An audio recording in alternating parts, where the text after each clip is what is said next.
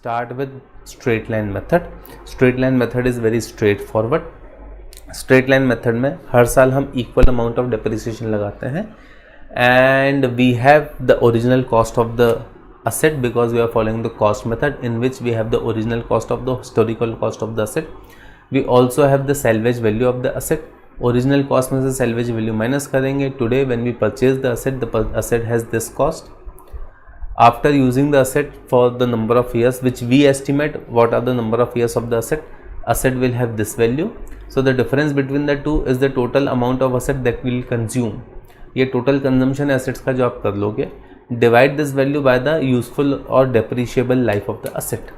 तो इससे आ जाएगा पर ईयर आप कितना asset को consume कर रहे हो, पर ईयर consumption कितना कर रहे हो asset का, that is normal wear and tear of asset per year, that is your depreciation for 1 year, and the depreciation will remain same for all the years till the asset is scrapped out, right? This is straight line method. Now here in the straight line method, the method is very simple, the method is very straightforward, but this method can be used to manipulate the earnings. How?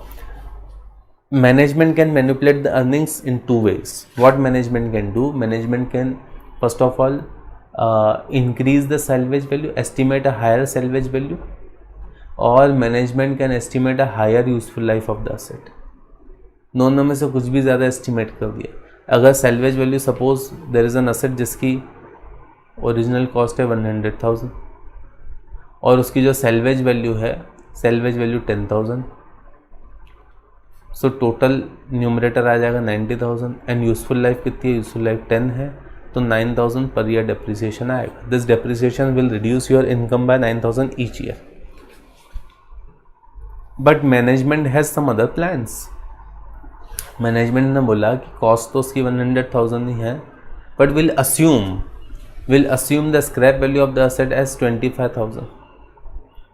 This is our estimate. हमको ऐसा लगता है कि 25,000 है.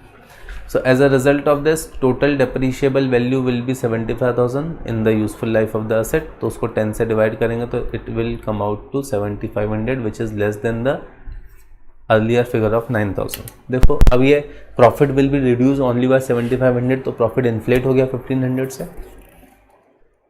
अब ये तो फिर अच्छा ऐसा प्रॉफिट बढ़ गया. This is just the reporting of profit. Profit overall बढ़ा नहीं है क्योंकि इवेंचुअली जब 10 साल बाद असेट को बेचने जाओगे, when you are going to sell the asset after 10 years.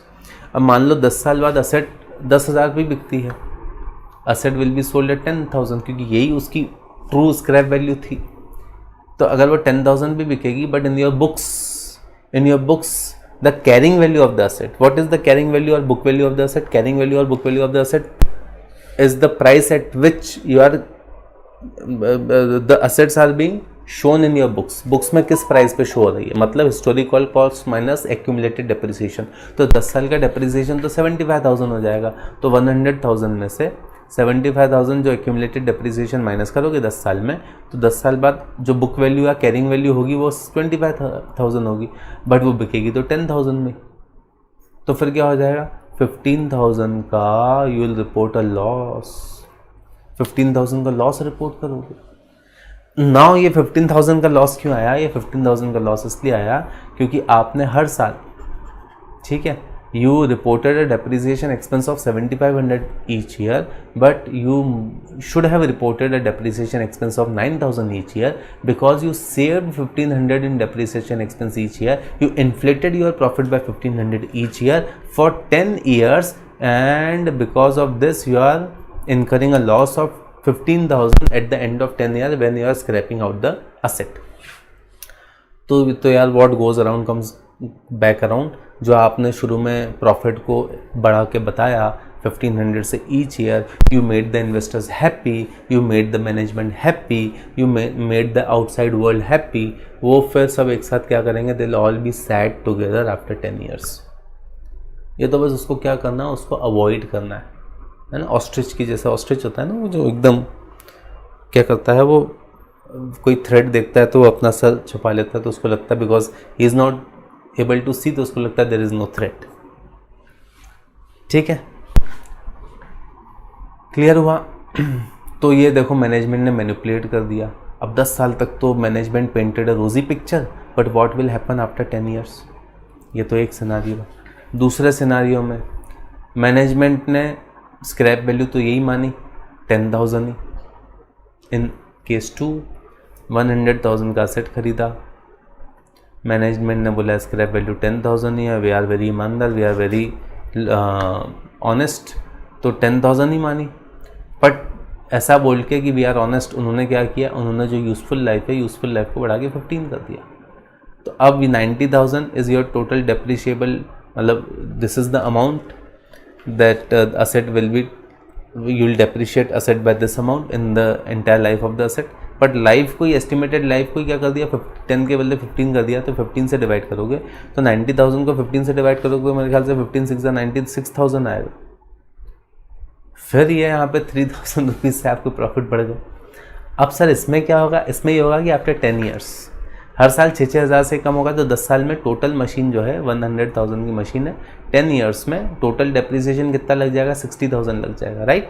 तो 60,000 डेप्रिसिएशन लग जाएगा, तो after 10 years machine will have a book value और कैरिंग वैल्यू ऑफ 40,000।